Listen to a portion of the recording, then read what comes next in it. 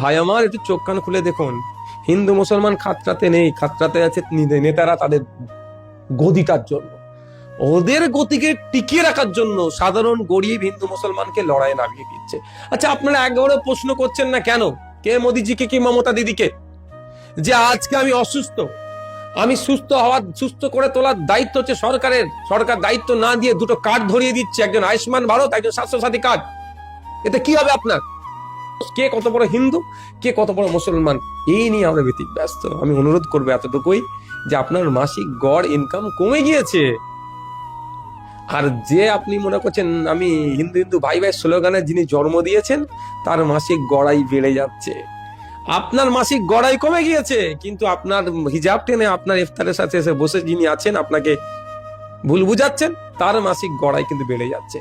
আমার অনুরোধ এটাই, যারা সাধারণ ভোটার, হিন্দু মুসলমানের চক্করে পড়বেন না, ভোট দিন আপনার ভবিষ্যৎকে ঠিক রাখার জন্য।